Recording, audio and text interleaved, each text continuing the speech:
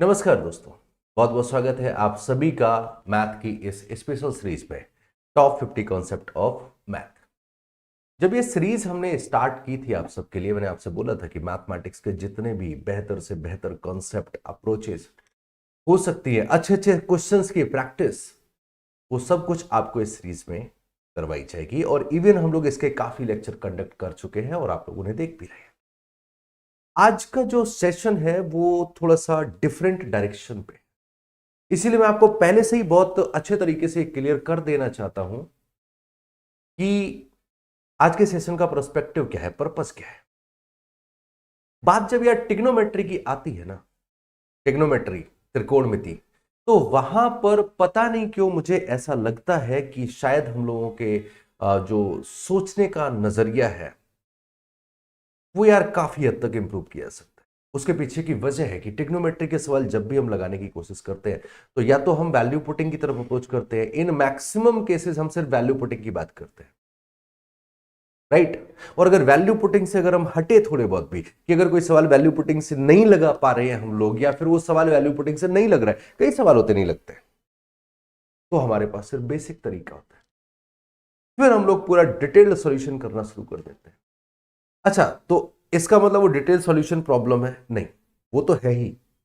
Value putting भी कभी कभी प्रॉब्लम है, क्योंकि वैल्यू पुटिंग के साथ में आपने सिर्फ ये सीखा है कि अगर थीटा फ्री है तो वैल्यू पुट कर दीजिए। नहीं, वैल्यू पुटिंग कॉन्सेप्ट के साथ सबसे बड़ा काम जो करना है वो ये करना है कि कहां वैल्यू पुटिंग अप्लाई नहीं करना है, ये पता होना चाहिए।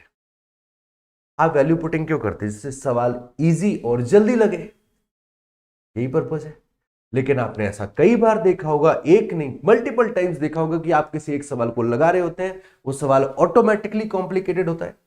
आप वैल्यू पुटिंग लगा रहे हो, बड़ी देर में आपका आंसर आ रहा है, फिर पता लग रहा है दो ऑप्शन कोलैप्स करके दे जाके, अब क्या करें? बोले अब थीटा बराबर दूसरा रख के देखते हैं। तो वैल्यू पुटिंग का तो मेन पर्पस तो खत्म हो गया कि टाइम बचाएगा।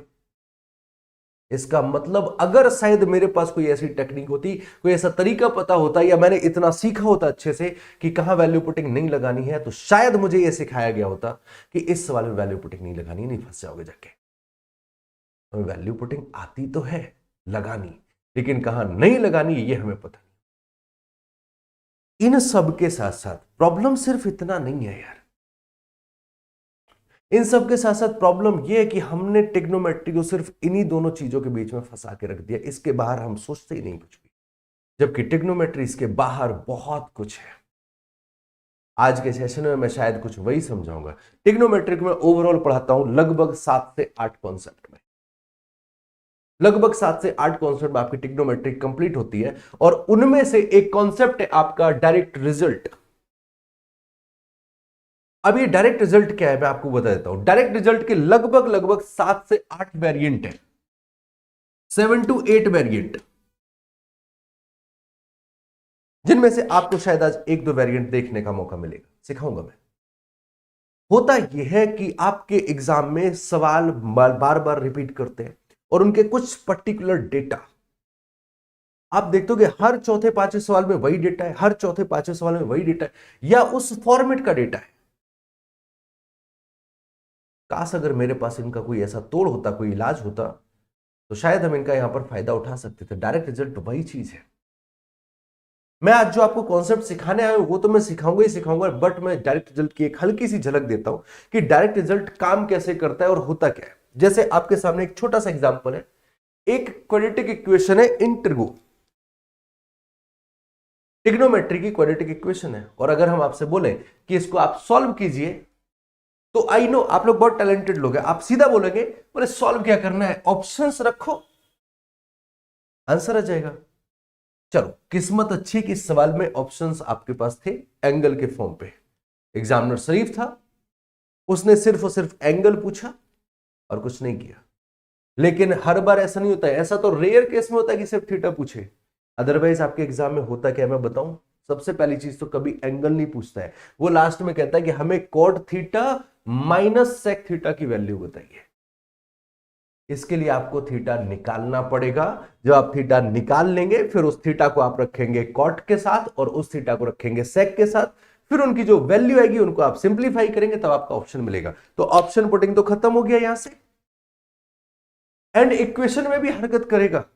यहां जो इक्वेशन है वो दोनों जगह पर साइन और साइन है, लेकिन जब पेपर में आप देख रहे होगे तो वहां पर मैक्सिमम टाइम आपको इक्वेशन ऐसी मिलेगी कि अगर यहां पर साइन है तो मेरे भाई यहां पर कॉस स्क्वायर थीटा होता है, क्योंकि एग्जामिनर कहता है यहां पर भी तो बदलवाने तुमसे, यहां कॉस स्क्वायर थीटा लिखकर देगा, जिससे कि आप उसको पहले 1 माइनस साइन स्क्वायर थीटा में चेंज करो, फिर आप उसको साइन स्क्वायर की साइन की क्वाड्रेटिक में कन्वर्ट करो, फिर उस क्वाड्रेटिक को सॉल्व करके साइन थीटा और के दो वैल्यूज आप निकालें, फिर उनमें से एक वैल्यू के आपसे फाइनल आउट करें, दूसरा कैंसिल होगी किसी ना किसी रीजन की वजह से, और फिर वहां से थीटा निकालें।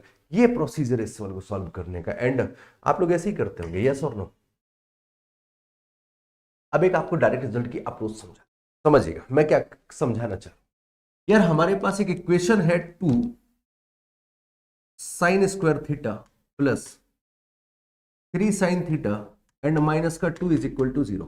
ये हमारे पास इक्वेशन है, हमें इस इक्वेशन को सॉल्व करना है भाई, और रिजल्ट में हमें चाहिए 0। मतलब यहां पर लिखा हुआ सारा डाटा एक दूसरे से कट गया होगा, एग्री। अच्छा, इस सवाल की एक बड़ी खास बात है, यहां पर जो ट्रिग्नोमेट्रिक रेशियोज यूज किए जाते हैं, तो ट्रिग्नोमेट्रिक रेशियो की वैल्यू में एक बड़ी खास चीज होती है, या तो वो वैल्यू नॉर्मल होगी या वो वैल्यू सिर्फ और सिर्फ रूट में होगी। कभी भी ट्रिग्नोमेट्रिक रेशियो की वैल्यू आप क्यूब रूट में नहीं देखोगे। साइन 60 की वैल्यू बोले रूट 3/2, साइन 45 1/√2 होती है, कॉस 45 1/√2, कॉस 30 √3/2, टेन 60 √3, सिर्फ रूट में होती किसी भी ट्रिग्नोमेट्रिक रेशियो की वैल्यू। 6 के 6 आप देख लीजिए। मतलब या तो वैल्यू हमारे पास अगर हम थीटा रखेंगे तो या तो हमारे पास वैल्यू नॉर्मल आएगी या फिर हमारे पास वैल्यू रूट में आएगी। इतना हम क्लियर हो गए कि हम यहां पर थीटा रख रहे हैं तो या तो वैल्यू हमारे पास नॉर्मल आएगी या फिर वैल्यू हमारे पास रूट में आएगी। अभी समझ लो मैं समझा क्या रहा हूं, उसके बाद आप लगाना इसको बर्बली। तो हमने बोला ठीक है, अब आपने देखा बोले सर ये वाली वैल्यू देखो ये नॉर्मल है अपने आप में पहले से ही, लास्ट में एक देंगे आपको कांस्टेंट, तो ये हो गया नॉर्मल। बोले यहां पर सर साइन स्क्वायर थीटा लिखा हुआ है, तो साइन थीटा की वैल्यू हम कुछ भी रखें, चाहे वो नॉर्मल हो तब भी वो नॉर्मल ही रहेगी, चाहे वो रूट में हो स्क्वायर होने की वजह से ये फिर से नॉर्मल हो जाएगी। दैट मीन्स ये वाली वैल्यू नॉर्मल है, ये वाली वैल्यू अपने आप नॉर्मल है, ये तो दे ही रखी है, ये स्क्वायर होने की वजह से नॉर्मल है। अब नॉर्मल मतलब जिसपे रूट वगैरह कुछ नहीं लगा है ना, सिंपल P/Q के फॉर्मेट में। अब मेरा कहने का मतलब ये है, ये वैल्यू नॉर्मल, ये वैल्यू नॉर्मल, गलती से भी अगर तुमने इस वैल्यू को रूट में रख दिया, भाई यहां तुम फ्री थे, यहां तुम नॉर्मल रखो तब भी नॉर्मल रहेगा, रूट में रखो तब भी नॉर्मल हो जाएगा क्योंकि स्क्वायर लगाया।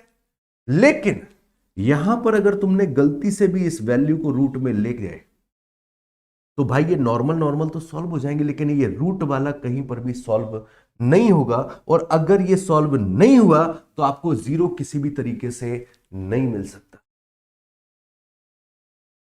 बात समझ में आई? तो हम इस पूरी इक्वेशन को आज के बाद से सॉल्व करना बंद करते हैं।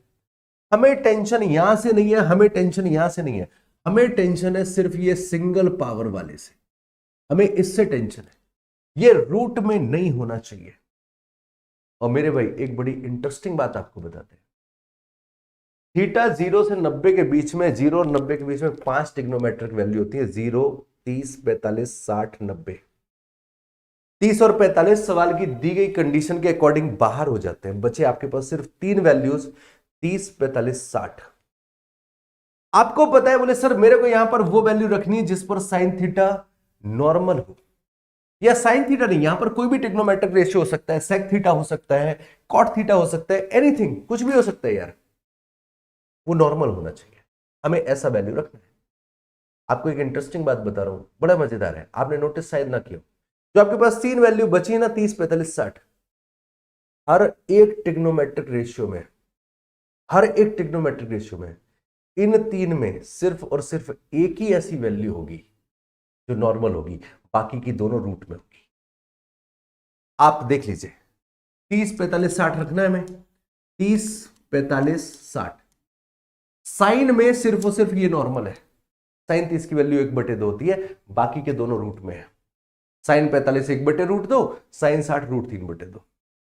कॉस में सिर्फ ये वाली वैल्यू नॉर्मल होती है, टेन में सिर्फ ये वाली वैल्यू नॉर्मल होती है, कॉट में सिर्फ ये वाली वैल्यू नॉर्मल होती है, सेक में ये वाली वैल्यू नॉर्मल होती है, सेक 60 की वैल्यू होती है, तो कॉसिक में 30, मतलब एक ही वैल्यू नॉर्मल होती है और वही हमें चाहिए है क्योंकि हमें इसको नॉर्मल रखना है। तो मेरे भाई जब भी अब कभी तुम्हें दोबारा कभी भी ये सवाल दिखे, कोई भी क्वाड्रेटिक दिखे, निकालो अपनी किताब जो भी तुम्हारे पास सीट हो, लेके बैठ जाओ, सारी क्वाड्रेटिक लगाओ आज 10 मिनट। अगर तुम 50-60 क्वाड्रेटिक वाले इक्वेशन अगर मिल जाए, I think 10 minute is more than enough.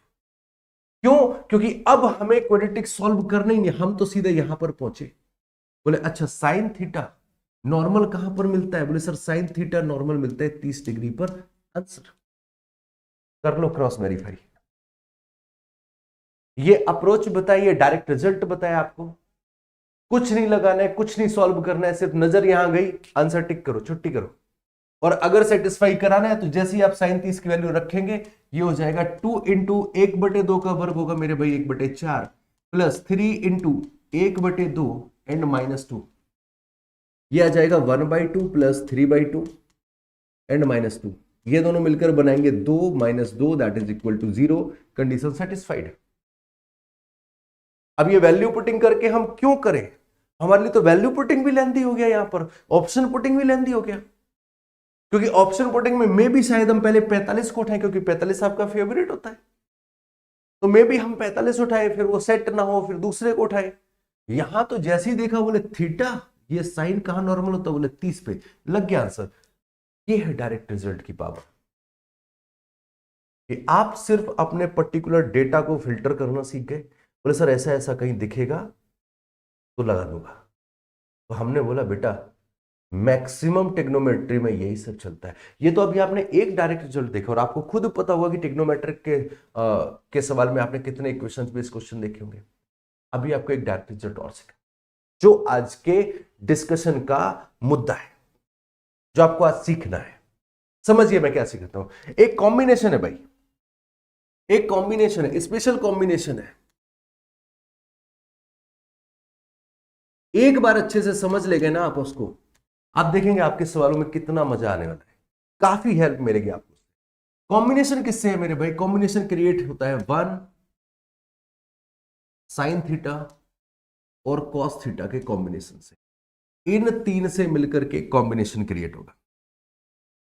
ये तीन चीजें मिलकर के एक कॉम्बिनेशन बनाएंगी, कोई भी कॉम्बिनेशन। अब आपने देखा कौन सा होगा? बोले सर हमने देखा है कि 1 के साथ में कोई भी, 1 के साथ कोई भी ट्रिग्नोमेट्रिक रेशियो लगाइए आप। बोले सर 1 के साथ में हमने लगाया साइन थीटा, बचा हुआ अपॉन में आ गया। तो आपको दिख रहा है वही कॉम्बिनेशन है, 1 प्लस साइन थीटा, 1 और साइन थीटा और कॉस थीटा, इन तीन का कॉम्बिनेशन है। ऐसे जितने भी कॉम्बिनेशन बने सब एक ही कैटेगरी के हैं। जितने भी कॉम्बिनेशन बने ये सब के सब एक ही कैटेगरी के। और इसको आप कैसे कर सकते हैं जरा समझिएगा। इसका एक फॉर्मेट तो ये होता है रूट में, इसका एक फॉर्मेट तो होता है रूट में। रूट में लेकर क्या हो, अगर मैं इसको रूट में बनाना चाहूं तो रूट में क्या हो जाएगा, समझिए जरा बात।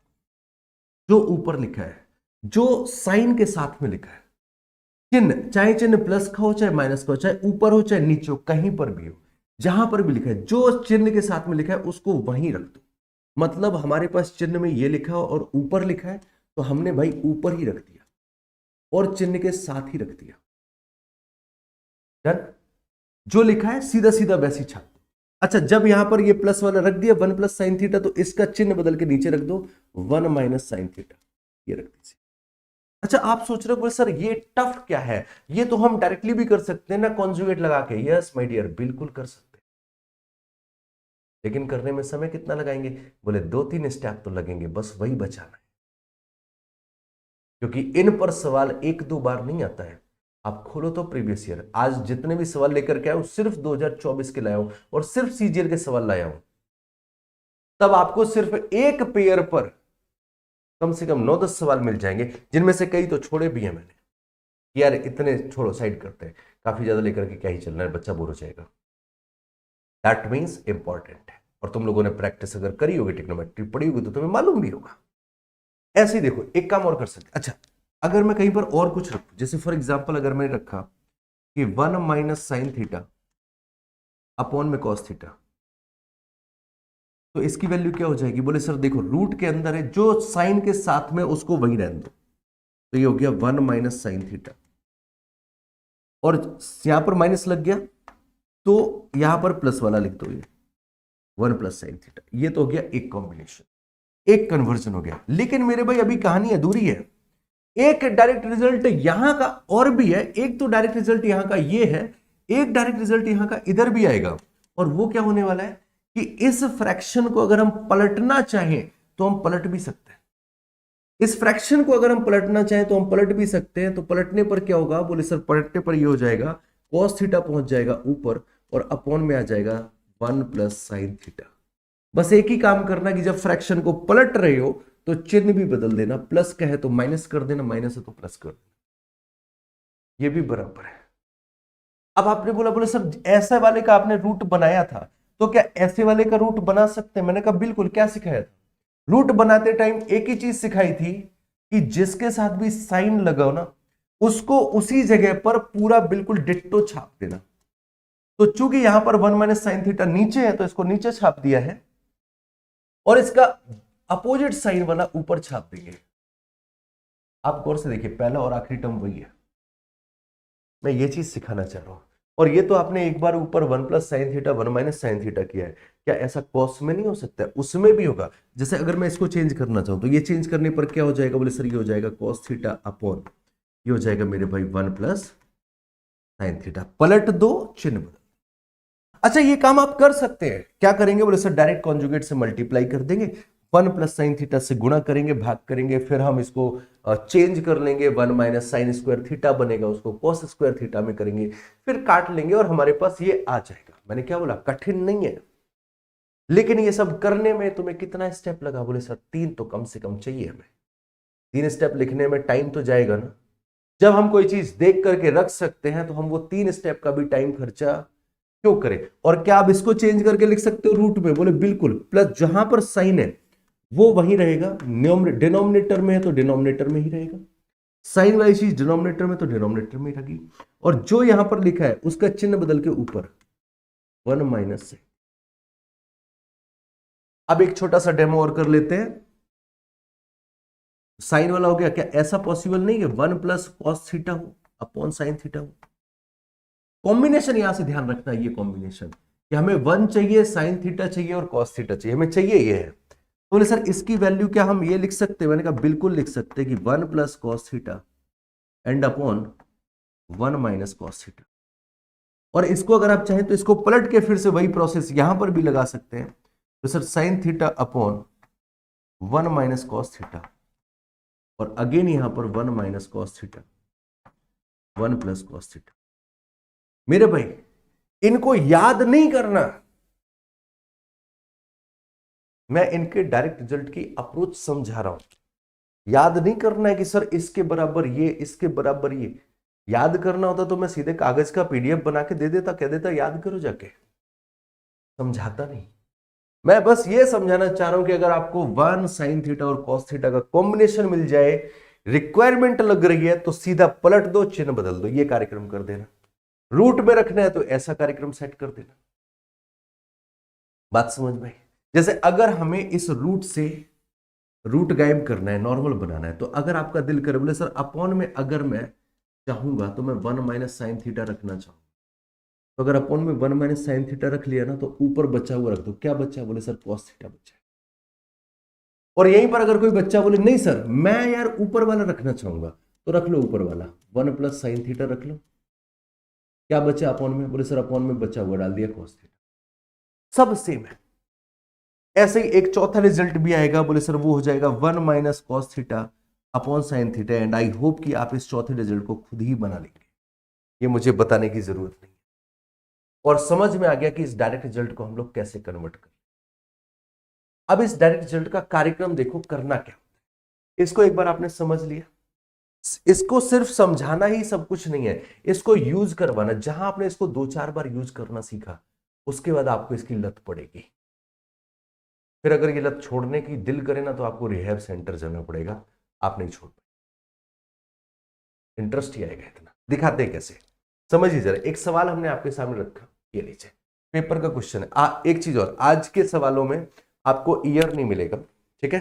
तो आपको ऐसा लगता है कि अगर मैं यहां लिख करके ले आता हूं तो वो उस ईयर में आया हुआ था। मैं ईमानदारी से लेकर के आता हूं, आज मैं लेकर के नहीं हूं, बट मैं आपको फिर से बता दे रहा हूं, आज के जितने भी सवाल हैं CGL 2024 के क्वेश्चन ढूंढ लीजिएगा जाकर के।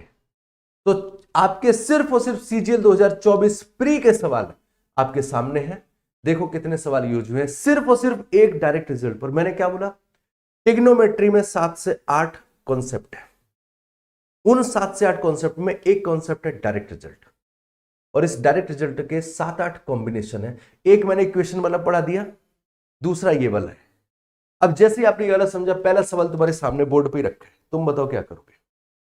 बोले सर एक काम करेंगे, न्यूमरेटर वाले को हम बड़ा रखे, डिनोमिनेटर छोटा ही अच्छा लगता है। बोले सर ऊपर वाला लेंगे, हम लिया 1 प्लस साइन थीटा। ऊपर वाला सेम अगर उठा लिया तो नीचे बचा हुआ रख दीजिए। बचा क्या आपके पास, तो आप कहेंगे सर बचा तो हमारे पास कॉस थीटा है, क्योंकि कॉम्बिनेशन तो 1 साइन थीटा और कॉस थीटा वाला है ना। अब बस बर्बली ब्रेक कर लो, कॉस को अगर अलग अलग बांटोगे तो 1 अपॉन कॉस थीटा क्या बनेगा, sec theta. Sine theta upon cos theta क्या बनेगा, tan theta. Option A.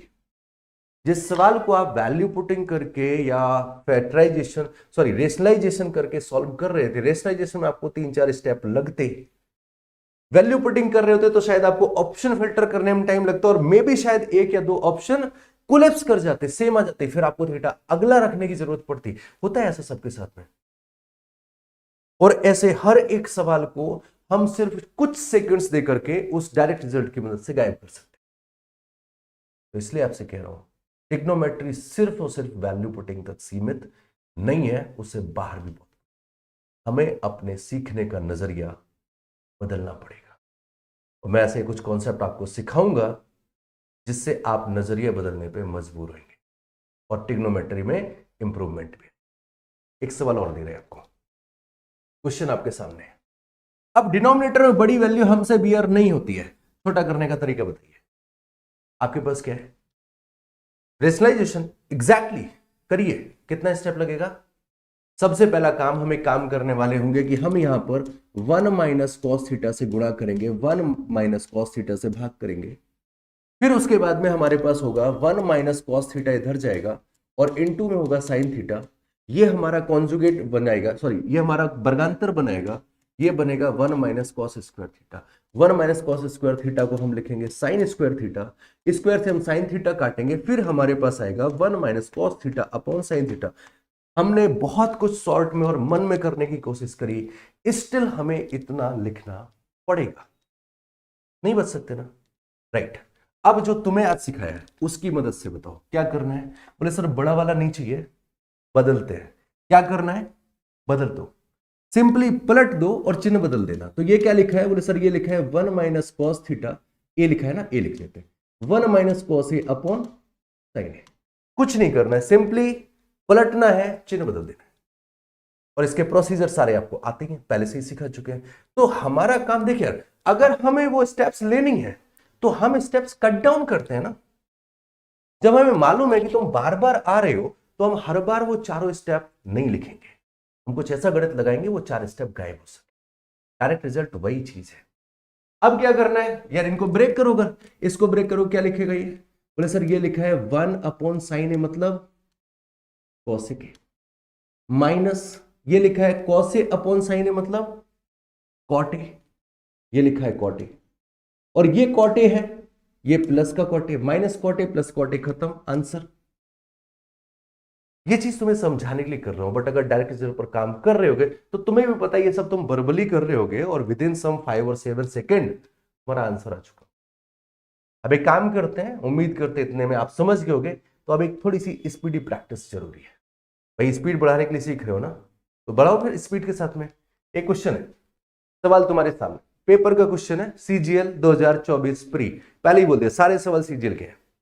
Question दे रखा है sign A upon 1 plus cos ए। क्या करना है, पलट दो, चिन्ह बदल देना। चिन्ह बदलेगा तो माइनस वाला चाहिए, और पलटने के बाद साइन नीचे आना चाहिए। ऑप्शन ए खत्म। यही तो है ना हमारे पास, क्या है पलटने पर 1 minus cos A upon sine ए। कोई डिस्कशन ही नहीं है सॉल्व करने का।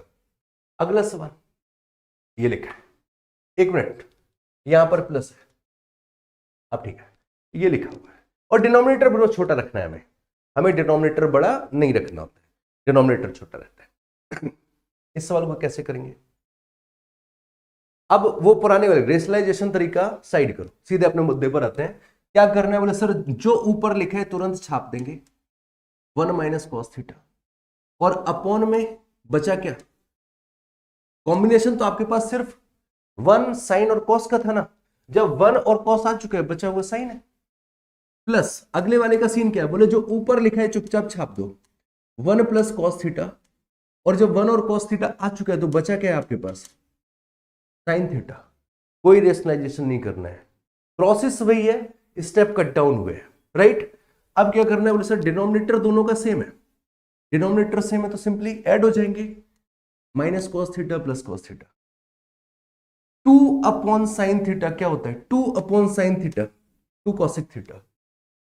सिंपली चैलेंज कर रहा हूं, चाहे रेशनलाइजेशन लगा लेना चाहे वैल्यू पुटिंग, इससे कम टाइम में नहीं कर पाएंगे, राइट? और ऐसे एक नहीं कई डायरेक्ट रिजल्ट है। एक और आपको बताता हूं, एक रिजल्ट यूज होता है tan theta plus cot theta is equal to sec theta cosec theta. ये एक डायरेक्ट रिजल्ट है। डायरेक्ट रिजल्ट का मतलब क्या है? सॉल्व करोगे यही आएगा, टेन को साइन कॉस में कन्वर्ट करो, कॉट कॉस और सेक में, कॉस और साइन में कन्वर्ट करो, एलसीएम लो, आइडेंटिटी अप्लाई करो, यही आएगा। लेकिन 3-4 स्टेप के बाद में। अब ये इंपॉर्टेंट क्यों? क्योंकि tan theta plus cot theta, बोलो किताब अपनी और देखो कितनी जगह लिखा है, समझ में आएगी वैल्यू, राइट? चलिए एक और सवाल लगाते हैं, अगला क्वेश्चन। सवाल कहां है? ये है। अब इसके लिए आपके दे रखा है P is equal to sine A upon 1 plus cos A. आप इसको जिस भी तरीके से लगाते हो, आप लगाना चाहो तो लगा सकते हो। हम लोग डिस्कशन करते हैं अभी तक क्या सीखा है। यार अगर हमें दे रखा है P बराबर sign A upon 1 plus cos ए, यार वो माइनस वाले के बारे में जानना चाह रहे हैं, इन्हें माइनस वाला चाहिए, तो माइनस वाला ये कैसे बना सकते हैं? बोले एक ही जुगाड़ है अपने पास, तो अपने पास तो सिंपल जुगाड़ है ना। क्या करना है? बोले सर इसकी जगह पर हम लिख सकते हैं 1 minus cos A upon sine A, ये भी तो सेम ही है, this is also P, and if this is equal to P, 1 minus cos A upon sine A is equal to P, तो sine A upon 1 minus cos A is equal to 1 upon P। हो गया, पलट ही तो दिया है, बाकी तो कुछ था ही नहीं। एक और सवाल देखिए, काफी लंबा चौड़ा क्वेश्चन है, वैल्यू पुटिंग से लगाएंगे तो फंसेंगे, कैलकुलेशन में फंसेंगे। अभी क्या करना है? बोले सर देखो इसका डिनोमिनेटर छोटा है, छेड़ेंगे नहीं। अच्छा इसमें एक काम और है, ये पूरे के अंदर रूट के अंदर, ये ब्रैकेट के अंदर पूरे के अंदर होगा, तभी ये कॉम्बिनेशन सॉल्व हो पाएगा। तो डेफिनेटली ये पूरे रूट के अंदर होगा, ठीक है? टाइपिस्ट भाई साहब की मानता है, अच्छे वाले टाइपिस्ट लोगों ने टाइप किया है। करना क्या है? बोले सर इसका डिनोमिनेटर छोटा है, छेड़ना नहीं है, इसको निपटा लेता है। कैसे निपटाया जाए? बोले सिंपली पलटो। अगर हम इसको पलटेंगे तो क्या बनेगा? इसको अगर पलटेंगे तो क्या बनेगा? बोले 1 minus cos A upon sine ए। बोलो यस और नो। इसकी जगह पर हम क्या लिख सकते हैं? 1 minus cos A upon sine A, 1 plus cos A upon sine ए। दोनों के डिनोमिनेटर सेम है, डिनोमिनेटर सेम है, कॉस से कॉस खत्म, कॉस से कॉस खत्म। ये क्या बच रहा है? बोले सर ये बच रहा है 2 अपॉन साइन ए। दिल करे तो ऐसा लिखा रहने दो, या फिर वर्बली तुम इतना तो खेल ही सकते हो। बोले सर 2 अपॉन साइन ए को हम लिखते हैं 2 कॉसेक ए। क्या हम इस पूरे डाटा की जगह पर ये डायरेक्टली लिख सकते हैं सिर्फ इतना कार्यक्रम करके?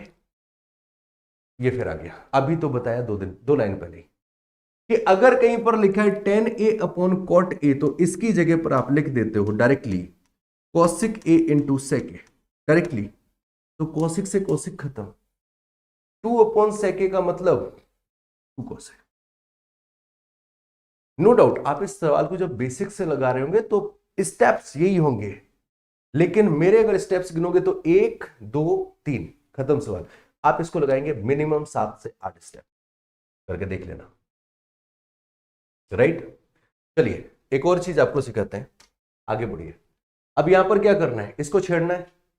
बोले ये तो अपने आप में छोटा है, इसको पलट लेते हैं। जैसे ही इसको पलटेंगे तो क्या बनेगा? 1 माइनस कॉस ए तुम हटो, और नीचे क्या आएगा, बोले सर साइन ए। साइन ए सेम है, कॉस ए से कॉस ए खत्म, 2/sin ए, 2 1 + 1 2/sin ए। साइन ए अगर ऊपर जाएगा तो क्या बन जाएगा, 2 cosec ए। मतलब इस पूरे की जगह पर हम लिख सकते हैं 2 cosec ए, और एक cosec के साथ में लगा है, सॉरी ए है या थीटा है, लगभग सेम ही है सब, है ना, ए है या ये लो ए है सब जगह। तो 2 cosec ए यहां पर, एक cosec ए यहां पर है, तो ये क्या हो गया, बोले सर ये हो गया 2 cosec स्क्वायर ए, और माइनस में 2 cot स्क्वायर ए। अगर मैं 2 कॉमन ले लूंगा तो क्या होगा, 2 अगर कॉमन लिया तो बचेगा ब्रैकेट में cosec square A minus cot square A, और ट्रिग्नोमेट्री की 3 फेवरेट आइडेंटिटी हैं, कौन कौन सी, sin square theta plus cos square theta is equal to 1, sec square theta minus tan square theta is equal to 1, तीसरी cosec square theta minus cot square theta is equal to 1। तो अगर 2 common ले लोगे तो remaining part 1 में convert होके answer 2। बस इतना सा सवाल था। लेकिन अगर आप हमसे बोलोगे कि सर क्या इस सवाल में हम वैल्यू पुटिंग अप्लाई कर सकते हैं, मैं यहां पर बोल देता कि हाँ अप्लाई कर सकते हैं। लेकिन वहीं पर अगर आप हमसे इस सवाल में बोलते कि सर क्या यहां पर हम वैल्यू पुटिंग अप्लाई कर सकते हैं, मैं सीधा बोलता बिल्कुल नहीं करना है। अब तुम्हारे समझ में ये नहीं आ रहा, बोले सवाल दिखने में ये भी सेम है, सवाल दिखने में ये भी सेम है, एक जगह बोल रहे हो बिल्कुल करना चाहिए और एक जगह कह रहे हो बिल्कुल नहीं कर सकते, रीजन क्या है इसके पीछे का, है समझाऊंगा डिटेल में जिस दिन चर्चा करूंगा वैल्यू पुटिंग कॉन्सेप्ट।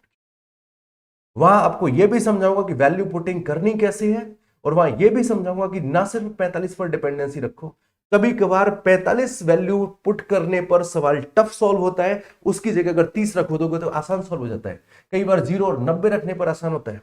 तो ये तुम कैसे जस्टिफाई करोगे कि यहां पर मुझे थीटा और 45 रखना है या 0 रखना है या 30 रखना है, और किस जगह पर वैल्यू पुटिंग को बिल्कुल टच नहीं करना है, ये चीजें भी सिखाऊंगा उस दिन जब आपको वैल्यू पुटिंग कॉन्सेप्ट समझाऊंगा ट्रिग्नोमेट्री का।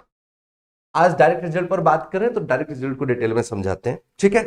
तो यहां तक हो गया, इसके बाद क्या, ये सवाल लग गए सारे, भाई सब छुट्टी हो गई, ये हमको थैंक यू बोल रहे हैं, एंड मैं भी शायद आप भी। तो ये था आपके लिए direct result concept, and I hope कि शायद चीजें आपको समझ में आई। ऐसे और भी जो डायरेक्ट रिजल्ट है, जैसे एक डायरेक्ट रिजल्ट आप लोग अगर उसको ढंग से ऑब्जर्व कर पाओ तो एक सवाल चलता है sine square theta plus sine theta is equal to 1। लेकिन अगर उसमें जो पूछा जा रहा है उसका डायरेक्ट रिजल्ट मैंने कई लोगों का देखा है, बट थोड़ा सा वो गड़बड़ है। अगर वो पावर फैक्टर के कॉम्बिनेशन पर नहीं है, मतलब उसमें पूछे जाने वाला सवाल, जो भी सवाल आपसे पूछे जा रहा है वो 11 की पावर के बारे में नहीं है, 11 की पावर से रिलेट करता हुआ नहीं है, तो उसका आंसर 1 नहीं होगा। लेकिन हमें तो बस सीधा सीधा ये रटा दिया जाता है कि अगर कहीं पर भी sign square theta plus sine theta बराबर 1 लिखा है तो जो भी सवाल पूछा जाएगा उसका आंसर 1 होगा। गलत। तो डायरेक्ट रिजल्ट अगर सीखना भी है तो सही से सीखने की जरूरत है। एक काम करूंगा, एक छोटी सी वीडियो इस चीज पर भी बनाऊंगा कि वो जो sine square theta plus sine theta is equal to 1 वाला कॉन्सेप्ट है, तो वहां कब आंसर 1 होता है और कब आंसर 1 नहीं होता है, और जब 1 नहीं होता है तब क्या होता है, उस पर भी बात करूंगा। फिलहाल ये वाली जो आपकी डायरेक्ट रिजल्ट अप्रोच है ये आपको कैसी लगी, समझ में आई या नहीं, ये फीडबैक देना। बाकी मुलाकात करेंगे आपसे अगले सेशन में, वो होने वाला है हाइट एंड डिस्टेंस पर। और हाइट एंड डिस्टेंस का एक बहुत बहुत मजेदार कॉन्सेप्ट है, मैजिकल फिगर, बहुत यूनिक कॉन्सेप्ट है। लगभग हाइट एंड डिस्टेंस के 70 से 75% सवाल सिर्फ और सिर्फ उस एक फिगर की बदौलत टूट जाएंगे आप, मतलब आप उनको चुटकियों में उड़ा सकते हैं। वो मैजिकल फिगर ऐसा है, तो उसके बारे में चर्चा करेंगे कल। आज के सेशन में इतना ही। अब अपना ख्याल रखिएगा, और बाकी मैच है देखो चल के, है ना। चलिए बाय बाय, टेक केयर।